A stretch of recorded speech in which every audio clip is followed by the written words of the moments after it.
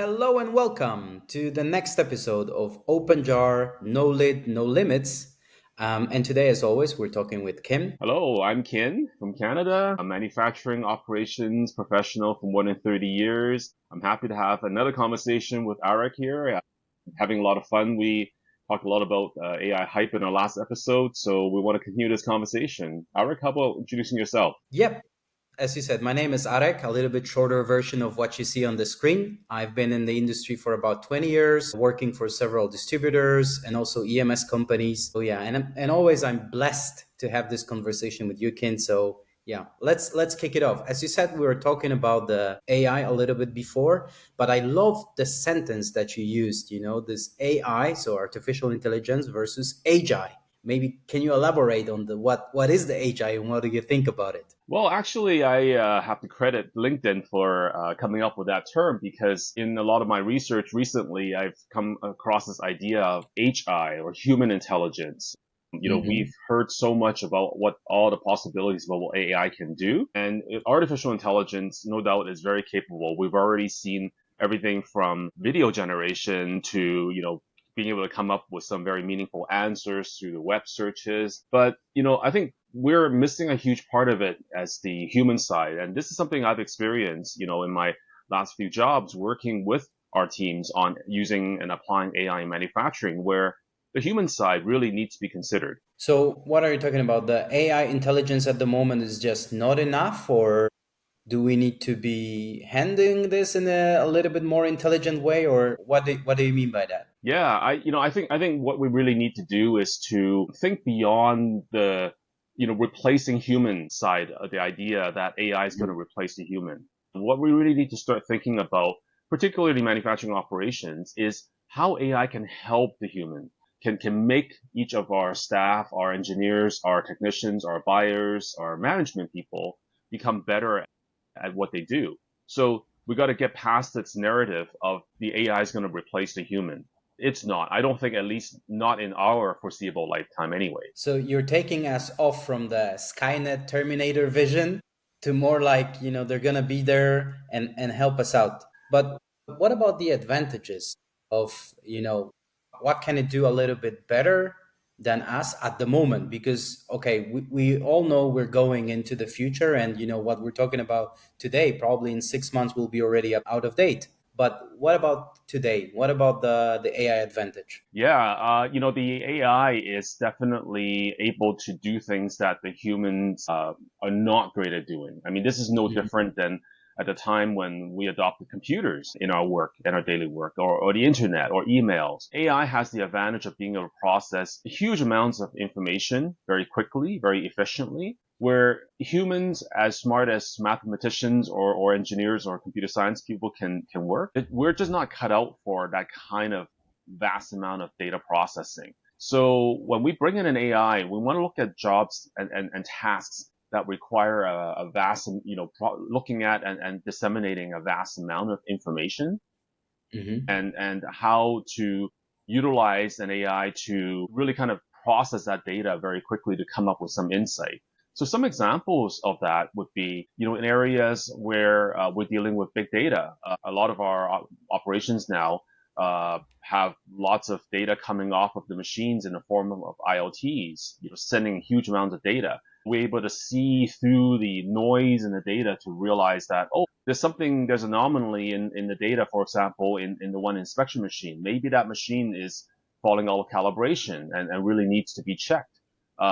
Or we may see, for example, tons of shipments of parts coming in from our distributors, but to start seeing patterns like, oh, hey, we'll start seeing shipment delays, for example, maybe from parts coming from a particular country or a region. Maybe there's some transportation problems manifested in those shipments. These are the kinds of things that an AI can probably do, but a human, very experienced human, would need to do that, but maybe not so much our junior staff. So employing an AI type of algorithm and tools in our work can help those people realize and perform at the level of the very seasoned professionals. Yeah, and I agree with you 100% on this one because, even using some life examples, if I have to read through like a 90-page document, it's much nicer for me to just drop it into Gemini or other LLM and just get an audio summary of that. But I know these programs, they do not always work very well. And it's a data processing, but sometimes the feedback and the relationship, they can't really see in that, right? And it's not something that you can easily replace and say, hey, I'm going to drop everything in the tool and it's going to give me all the answers. So I 100% agree with you. However, what do you think about the advantage in terms of humans versus the AI? What is it unique about us that the machines cannot at the moment maybe copy or just utilize? Well, I think use a cliche, humans are humans because we adopt the values of humanity in all of us innately.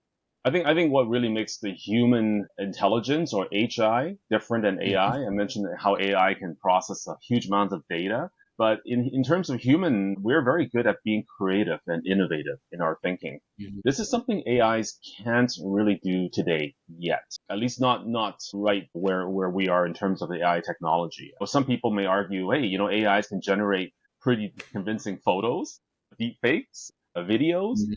Yes, that Mhm. is a creative side, but when it comes to, really creative thinking, especially when it comes to operations and manufacturing, the creativity side, really relies on some what I think of as very agile thinking from our Mhm. teams. AIs really kind of struggle to think outside the box. They are trained to think the way that they are trained, and that's it. They don't they're supposed to follow rules and stay within guardrails. Whereas humans, I might get in trouble for saying this, but we've always learned how to just break the rules without getting in trouble to make things happen. And I think every manufacturing professional will agree with me that when the crap hits the hill, then we have to come and step in to make things happen and make that delivery or fix something to get things going. We can adapt.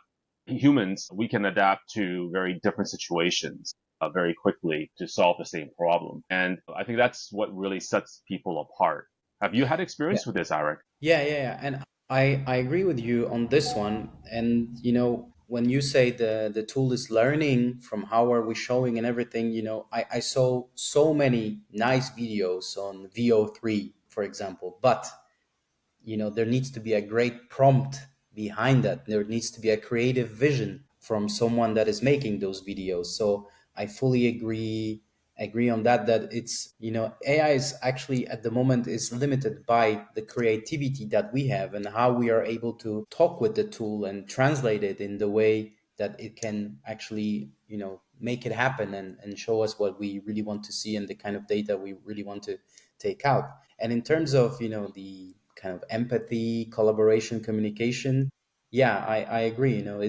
It's the human nature of those three words, and it's definitely a little bit advantage from us over the tool at the moment. However, one thing I must say, whatever we do, we want to continuously learning and be, adapt to different things. But I guess AI is a little bit better in that matter. It learns much quicker. So I think, as you said on the previous recording, it was a teenager, like some time ago, and now it's probably getting a little bit more mature, and soon it will be a very, very seasoned person with a lot of experience, and probably will be also being able to learn a little bit faster and adapt those things much better. What do you think? Yeah, that's a very good perspective too. As a very good intern, I do feel that at the same time, we're training the AI at work along with our intern. That what I observe, we have very very talented new generation of engineers coming out in the workforce, and the universities and schools are doing a very good job at training them to really think critically well Hmm. and think quickly and you really leverage their innovation. And I think this is where the crossroads of AI and the human side, matters a whole lot. I recently just read an article about how a lot of universities have the sense that they're training our new generation of children to be coming out to a workforce where they won't find a job in whatever they're studying. So, Hmm. roles like copywriting, roles like maybe customer service, those areas are clearly going to be overtaken by AI much quicker than other areas. In manufacturing, it's a little bit different. because we have so many different facets of problems that AIs really kind of need the human touch to solve. I mean, AI is a very good specialist in doing what they do, but a human is a very good generalist, and we are very adaptable in that sense to really be able to pivot and be agile in everything we do to solve problems. Okay. So what you're saying is we are more focused on the bigger picture, and then the AI is really jumping in the specific problems to help us solve at the moment. That's right. Yes. And Okay. AI, is really again, I see it as a very good tool at this point. It's no different than a computer back. My goodness, think Lotus 123 spreadsheets that far back. Prior to that, what do we use? Paper, and we had lots of people doing data analytics on paper and slide rules and calculators. And the spreadsheet completely changed that. But we've also learned to adopt and adapt the spreadsheet in a way that changes the way we think about number crunching. And Hmm. the AI is really like that as a tool to me in my mind, that it is a very effective tool to solve specific problems today. But I think that the AI is going to become, not to go Skynet sentient, but the AI is going to become more adaptable to solving different types of problems. Using it to rapidly solve any of the data-driven type of scenarios to optimize the data, the vast amount of data, that is something that is very, very good today. But I see a lot more potential going forward with where AIs can be adopted to really help the human side. Yeah, and you mentioned before, the spreadsheets, the computers, and everything, and we adapted to the new rules. But I still have some, customers using fax machines or using really like very old technology. But do you believe also the adaptability of AI will be much quicker than the previous technologies we are using? Oh, most definitely. We as a species really accelerate our whole capability and intelligence, exponentially year on year.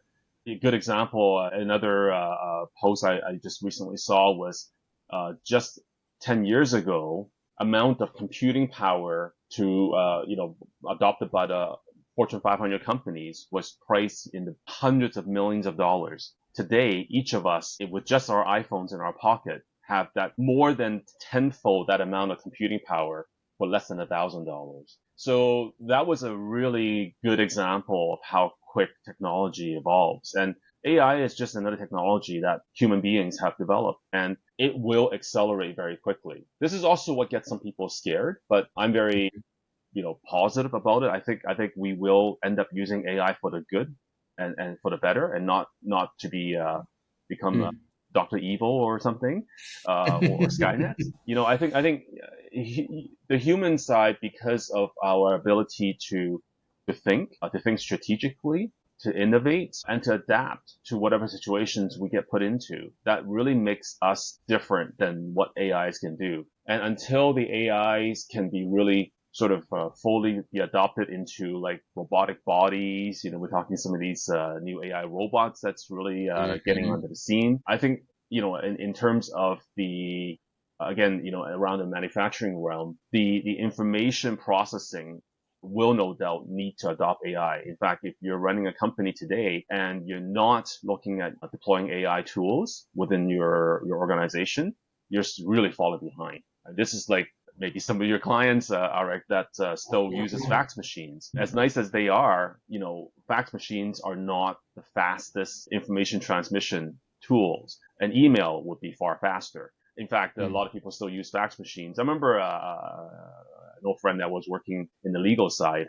of the legal industry, and they relied on fax machines because they needed a physical signature. That was what the rules or laws required.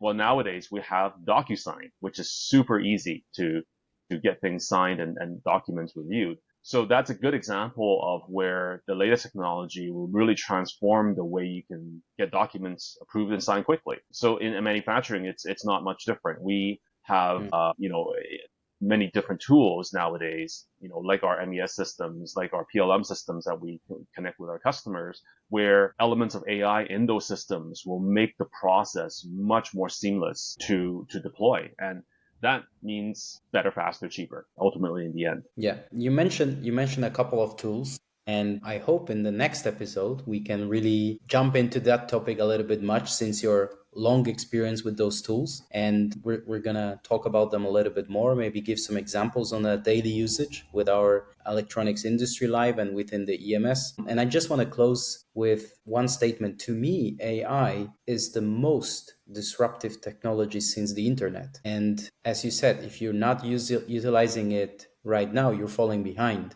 But then you need to know where to start and how to go with it. And I hope this we're going to talk a little bit more in the next episode where we're going to talk about the tool. I look Kin, forward thank to you. it. That sounds like going to be a very fun conversation. Oh, So sure. yes, Sure it is. Yeah, there will be some, and this is something I really want to mention before because there will be some regional differences that we have, as we already discussed about the possibility of the utilization of the tool. But that's why I loved having a conversation with someone across the pond so that I can learn what's coming here as well. Kin, thank you so much, and we'll talk. thank you very much, Arek. I look forward to our next conversation on No Lids, No Limits podcast. Thank you. Thank you. Bye bye. Bye.